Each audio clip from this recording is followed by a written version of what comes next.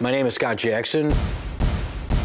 I'm the owner of IIA, which stands for International Intelligence Agency. I'm with the International Intelligence Agency. This guy's from BMW. My company specializes in repossessing vehicles that have eluded repossession from others. He's here to impound your vehicle.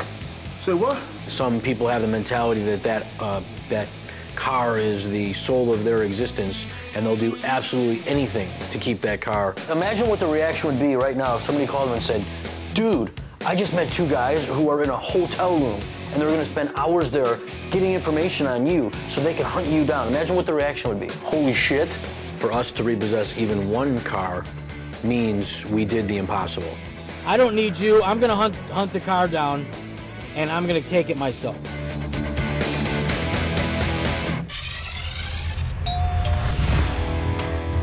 The job's pretty hard, you know.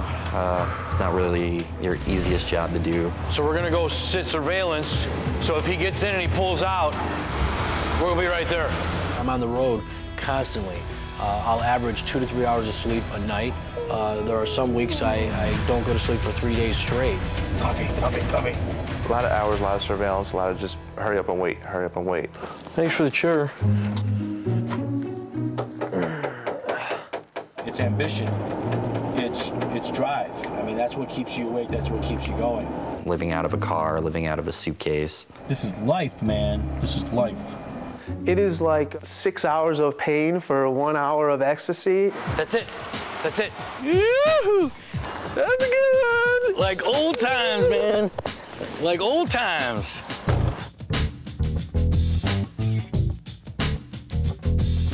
This is probably one of the craziest jobs that a person will ever do. I do this from New York to California. You'd be amazed the shit that happens. It's as dangerous as you want it to be or as safe as you want it to be. Basically, you're going to get into people's lives, and you're going to see how those people live their lives, whether they're good or bad. Here, I'll show you something that you, how do you like that? Oh, that's, did you see the inside of this? Yeah. I don't understand that. How do you just destroy a vehicle like that? When you don't make your payments, they send us out. It's not about making fucking payments. Don't talk to me like I'm insane. Okay? We're not your finance company. It's fucking my family, okay? I've been shot at 6 times. I've been chased. I've been bitten by a human. I do that sometimes. They get mad. I've had 2 guns pulled on me, a couple different altercations.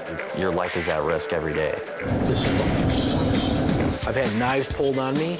I've had attempted muggings. I've seen people murdered. I don't fear for anything anymore. I've been on fire. 43% of my body was on fire due to the repossession business. It's a really messed up world out there, and you're just going to see exactly how real it is. Once you get into this industry, it's in your blood. You can't leave it. You can't quit it. And that's an X5, gentlemen. X5 BMW. You know how much we love them. Oh, yeah. There's nothing better than knowing that you accomplished something that no one else has been able to accomplish. Awesome. Good mileage? Yeah. Nice car? 18,000 miles. Yeah, all right. Not bad. Another repo done. And I love it. I can't stay away from it. Repossessing cars is my therapy. It's really like a high. You know, with the adrenaline rush. We're going to get the car right now. So you feel really jacked up and excited that you got it. And of course, the client is so happy. We're doing better right now at this moment than any other part of this day. Because you have my car. Oh, we got your car.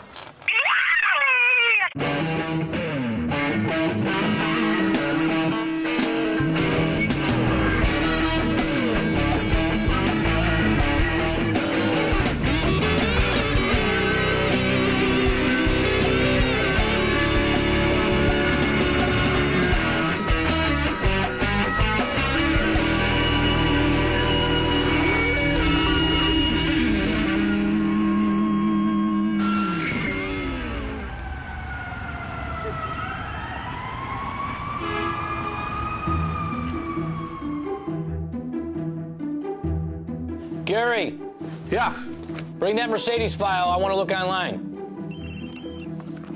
My brother started working for me back in 2003. He's 11 years younger than me, so if you can imagine growing up with a brother 11 years older, he's one tough cookie. He doesn't push me too much because he knows, what my capabilities are, and he also knows what my limitations are. And normally when I don't get any sleep or I don't eat right, I turn into just a monster. So this guy The debtor itself doesn't have the card. He gave it to a wholesaler. The wholesaler supposedly has it online. So we're going to search for this exact make and model online with autotrader.com. See if it comes up. And see if it comes up. And if it comes up, then we're gonna pretend we want to buy it. There it is. So let's bring him up. You can call him now. Yeah, why not? It kind of works out well. Me and him have different personalities, and his is more straightforward, and mine is more, I sort of take people's feelings into account a little more, but it works out to the benefit when we both work together. I'm looking online here. You got a 2004 Mercedes AMG for sale, and I was wondering, is there something wrong with it? No, I'm driving it right now. I'm going to get a massage. I got a 1 o'clock appointment at Massage Empty. But after my massage, I could meet you at Costco in 1.5 hours if you want to meet me there. Go have your massage, man. You can't pass that up. He's on his way into Massage Envy at that address. Where are you? I found the car. Gary and I are jumping in the car, and we're going there. We're going to spot it. In the meantime, haul ass. I'm heading up there right now. Bye. Long story short, we were able to find out in that conversation that he was getting a massage at Massage Envy in Schaumburg. So what we're going to do is we're going to go over there and grab it right out of the parking lot. Massage Envy right there. There it is. It's sitting right there. We're good. It's in there. I saw it, so I'm going to go for it. All right.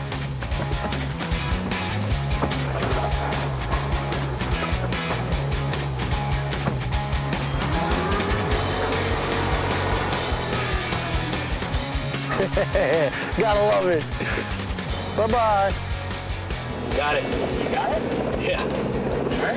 Yeah, we're on our way back. I'm going to confront him so that he knows that we were all gentlemen. I'm going to let him know that, and I'll shake his hand. Just waiting for Scott to get here so we can go confront him. He's dropping it, and he's coming back here so we can at least let the guy know what's going on. So his massage is almost up. He's going to pay, he's going to come out, and we'll drive him to wherever he's got to go.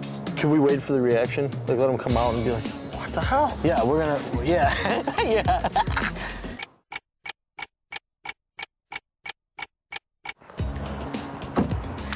Hey, we're waiting for Chris.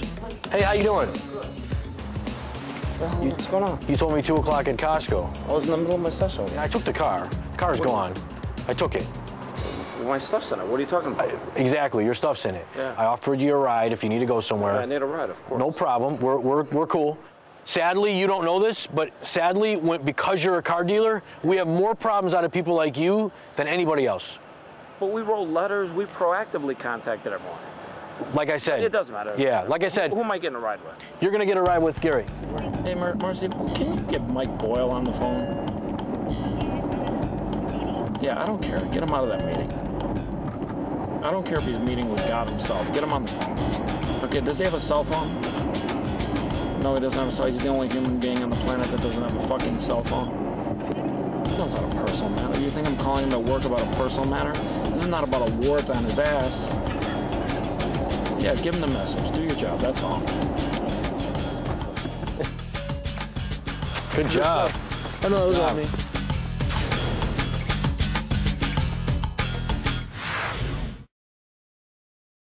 My wife is a housewife. My job is to go out and afford to let her take care of our son Connor. Wow, is this cool? Very neat. Oh, and they have the cream that I always wanted. Oh, when Scott's on the road, he's usually gone average of about 2 weeks at a time. Yeah, Daddy's home. My wife is sort of my support system while I'm on the road, you know, fighting the bad guys. Let me see your tooth.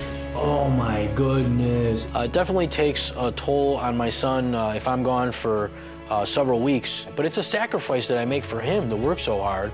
Oh, you're so good to your daddy when your daddy's away. Took a little getting used to, but honestly, Scott can be very demanding. Am I demanding? Yeah, I'm demanding. I really don't care how much was involved. That whole... You're on the road, and now you're... I'm not crabby. I'm not crabby. You're not listening to me. Sometimes I'm grumpy, and I expect, quite honestly, for people to understand that sometimes I'm a little grumpy because I've been up for 3 days. I bet you're constipated. I bet. Yep, and you're tired. I just went to the bathroom. Thank you. I do not worry about Scott when he's on the road. No. Scott is a man who can hold his own in any situation. My wife thinks I'm invincible. I can do anything. He can find anybody, anywhere, who doesn't want to be found. Well, I'm hoping that you guys don't mistake kindness for weakness. Pay attention! And I'm gonna dedicate my life to hunting the car down and getting it. You cannot hide from Scott. Got it.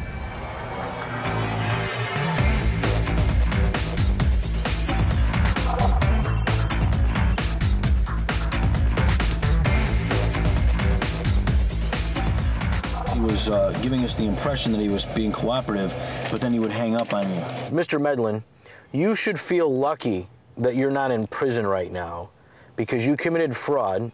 You were aware of the information that was put on the credit app that you signed that was false.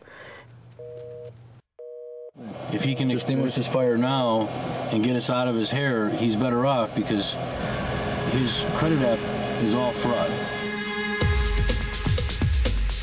The informer told us that he's staying at this hotel. Hey, how you doing? My name's Investigator Jackson. I'm looking for a guy named Medlin. You know Charles Medlin? No, I remember, but I'm not sure. We've been working it for, weeks, probably 3 or 4 months. I'm extremely tired. We've been up for almost 24 hours now. We've searched, I don't even know how many hotels and motels. Oh, what's that right there? Dude, get the VIN. It's gray. It's gray, wrong plate. Really, we're just playing the lottery and hoping that we'll bump into the car. So it seems like we're wasting our time, but we've literally done things like this for periods of days and actually bumped into the car this way. And sometimes that's not only what you have to do, but that's all you can do. Yeah, that's all you can do. So what we're doing, we're going all the way up. It's probably not going to be here, but again, the rule is you never know until you get there. You never know until you check it out. You know, you have to be able to say for sure, I checked this and it's not here, you know, because a lot of people are unwilling to do that, and that's why our results are better than theirs. I know he's somewhere else, like San Jose area or Los Gatos, Saratoga area. I just know it. The hospitals he goes to, the gym he worked out at, was right there. We've driven hundreds, thousands of miles in a week. We've had very little sleep, 2 or 3 hours average a night. We didn't know what color silver it was. Was it light silver? Was it dark silver? So we're checking these other Range Rovers. Everything's just been a lie, okay? Everything's been a lie. Did you ever see him inside the Range Rover? You know what? Yes, he's driving it right now, every day. Is it a dark silver, a light silver? It's a light silver. Light silver. Now, at that point, we had been on the phone with a guy who was an informer who told us, oh no, it's light silver. So bam, right there in front of us comes a light silver one. It has no plates on it. He tells us it doesn't have any plates on it. We get behind it. We still don't know if it's him. So what we do is we pull up next to him at a traffic light, and he rolls his window down, and I say, how you doing, Charles? And he says, I'm doing fine. And at that moment, I knew it was him. And I couldn't believe it. I'm Scott Jackson. You want to pull over? Do you know that I reported the car stolen? Yeah, I did. So I'm going to follow you. I'm going to call the police. You're going to lose the car one way or the other. We're willing to work with you. Okay? But you got to be cool here.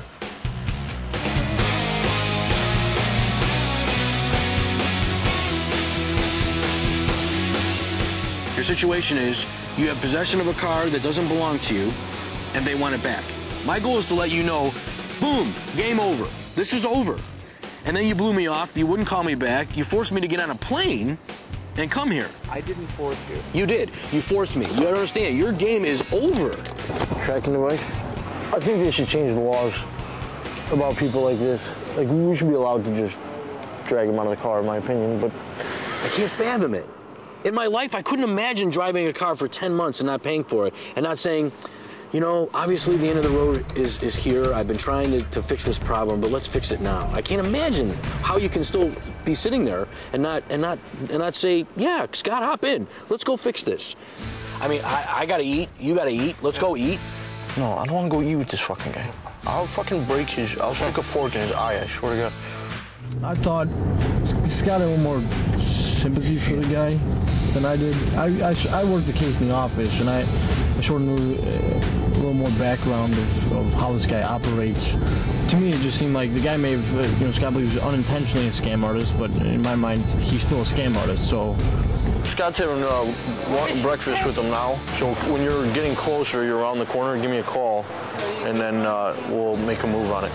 I would look at it that most people would not come off with would not take the time to understand, or take the time to work with somebody, nor try to help them through that circumstance.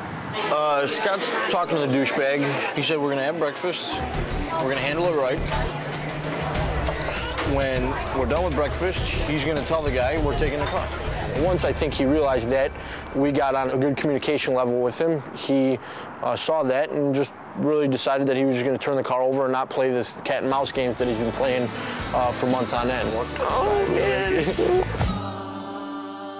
It makes me feel great. In fact, quite honestly, in this business, it's what I live for. Yeah, we're going the extra mile. I paid $1,020 of his bill. To be able to do the things that others can't do, but also find some way of making a difference. Because he's so destitute. He's living out of motels and everything else, so we're going to help him. Good things come to people who do good things. I'm just going to give you 1, 2, 3, 4, 500.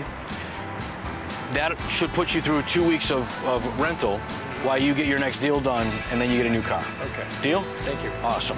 Awesome. It was a mission impossible because there was no leads. So we literally created leads from thin air. It wasn't luck. We knew we had to put ourselves in a position to increase our odds of probability of being lucky, and therefore, was it lucky? Was it an accident that we bumped into him? I don't think so. This is kind of like a refreshing to know we just got a car and a case solved and another car back to the bank that needed to go back to the bank.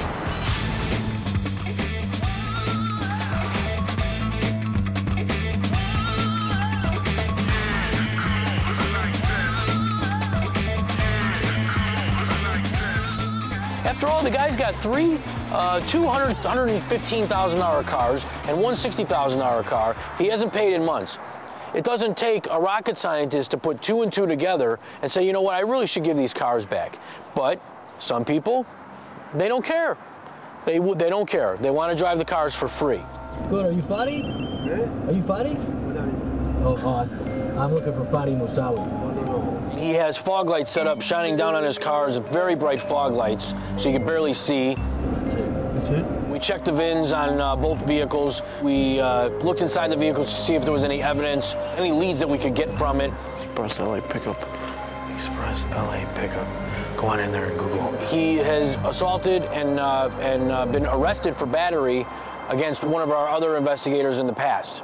All right, so this guy, supposedly he has cameras everywhere, recording everything, including supposedly he has a camera somewhere by his mailbox to record people that drive up and down the street.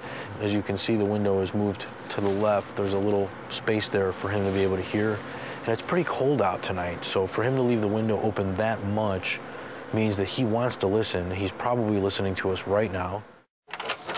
Hey, how's it going? Hi. Hey, my name is Scott Jackson. I'm a fraud investigator. Yeah. I'm investigating the gentleman across the street. Do you happen to know him at all, or you probably, I get that same reaction from everybody. What's he done now? We're trying to figure out what's in that garage because he's got it all blacked out. You can't see in it. We were hoping somebody caught them coming in and out. He was arrested. He was? Yeah, he was arrested. They ended up dropping the case. Why, I have no idea. But also Homeland Security called us because he was deported. What we did is we put a business card on the van. Hopefully he'll see it and he'll call. We left a card trying to entice him to give us a call so we can get some sort of dialect going. We knew he wasn't going to call and he didn't, so we had to go back there again today. We're going to go over there. We went over there the other night. He has big spotlights on his house. He obviously wants to see everything that goes on. He's paranoid. And we're going to try and get him to come out and talk to us and see if we can negotiate something. So our intent was to try and use diplomacy, come over here, negotiate with him, and quite honestly, just to pay him some money for him to surrender the vehicles and be done. All right. Fadi, how are you, sir? Hello? record your message. Hey, Fadi, how's it going? This is Scott Jackson. I think we got disconnected.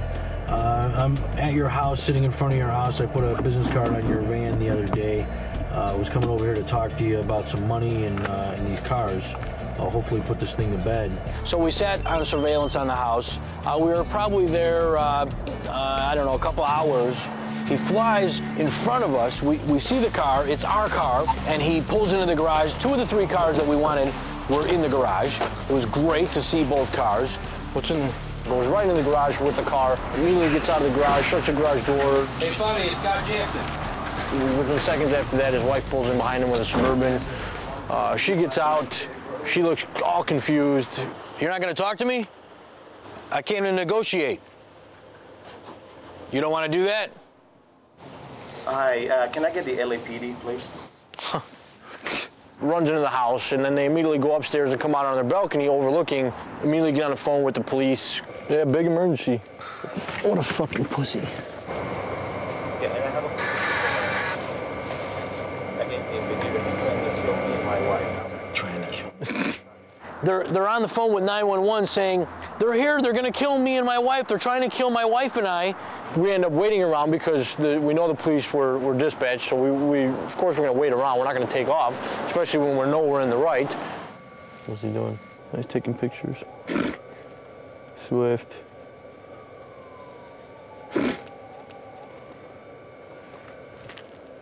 Don't do that. Why? You'll antagonize him. There's the police coming. There's a cop right there.